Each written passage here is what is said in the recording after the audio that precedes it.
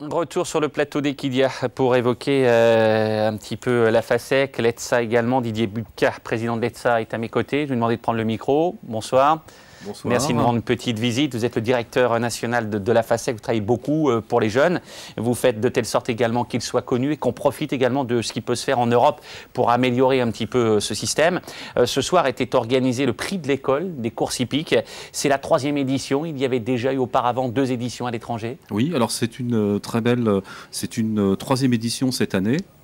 La première édition a été créée en même temps que la création de l'Association européenne des écoles de trot. Et la première édition était en Norvège, en Suède.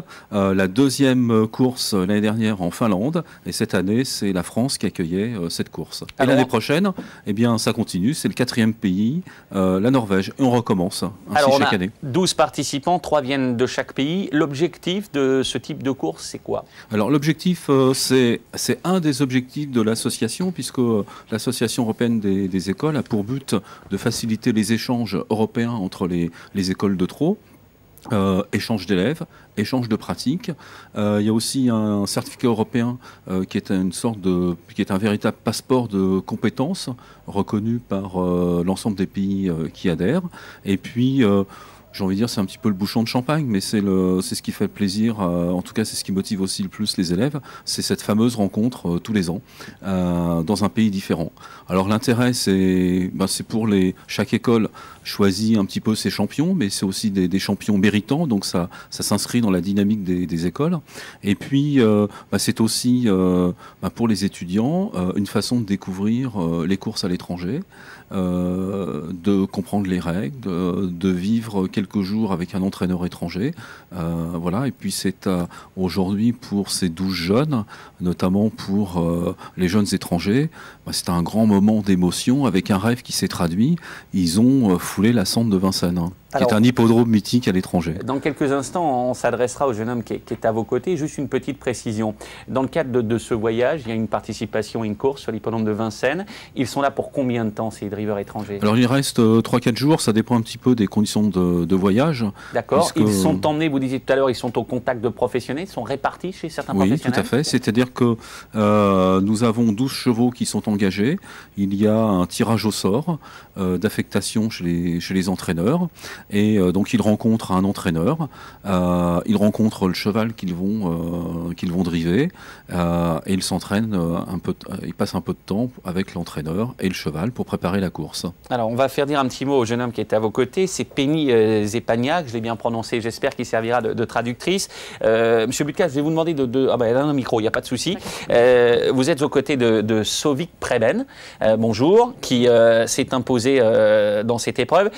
Est-ce qu'il connaissait Vincennes déjà avant de venir, et qu'est-ce que ça représentait pour lui de participer ce soir à une course sur cet hippodrome qui est un très très grand hippodrome dans le monde? How did you feel in general the fact that you were going to be running on at Vincennes for the first time, and is this your first time here to the course? Yes, it's my first time driving here on this track, and it's actually a dream come true, like just to be here and drive on the track. It's one of the biggest track in the world, and c'était vraiment un rêve en fait réalisé ce soir, le fait que je suis venue à Vincennes, c'était ma première fois et c'était super aussi d'être sur une piste tellement grande. Ouais, qui est un hippodrome qui est référence dans le monde. Comment les choses se sont passées?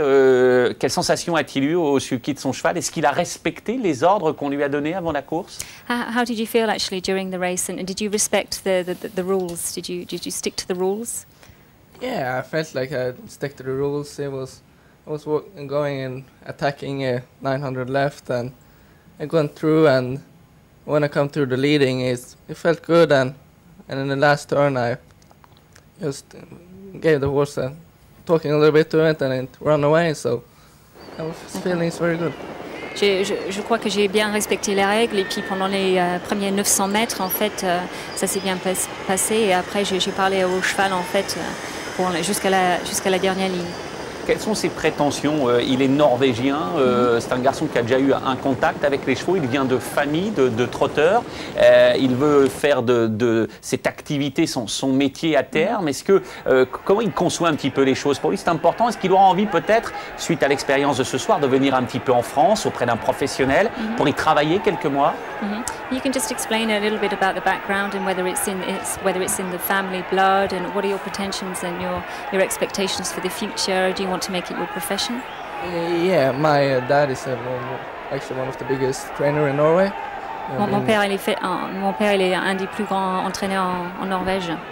So I've been like working with horses since I was a little kid. So, and now I will go at the honors school in Norway to be a professional trainer. So I hope I'm going to be a professional trainer in a couple of years. Donc dans quelques années, je veux bien devenir un entraîneur professionnel. Et peut-être nous envoyer des chevaux norvégiens, parce qu'on voit beaucoup de chevaux suédois, mais moins de norvégiens. Peut-être qu'une fois qu'il sera entraîneur, il aura la volonté de venir courir avec des chevaux norvégiens en France. On ne voit pas trop ici en France. Une fois, once you become if you become a trainer, then will you be able to then come over to France with a Norwegian horse? Yeah, if I have good enough horses, I would love to come here and race against you. Si les chevaux sont assez forts, oui, pourquoi pas. For winning for the second time here. Yeah, for winning for the second time. Didier Boudquat, juste un mot de conclusion très rapide. Ça s'est passé remarquablement ce soir, c'est remarquablement encadré. Vous vous préparez déjà pour la Norvège ? Alors oui, puisque ce matin on avait le conseil d'administration de l'association, et à l'ordre du jour, le dernier point c'était la 4e réunion l'année prochaine. Donc on a commencé à réfléchir avec nos amis norvégiens comment nous allions organiser cette course. Merci pour cette petite Mais visite. nous n'avons pas encore choisi les candidats. Bravo en tout cas pour ce que vous faites, parce que c'est une façon de donner beaucoup d'enthousiasme à ces jeunes et de créer bien évidemment des vocations. Tout de suite Pierre-Joseph, la piste, et nos champions en herbe, nous, eh bien il y en a quelques-uns dans ce 3e rendez-vous, le prix Elsa.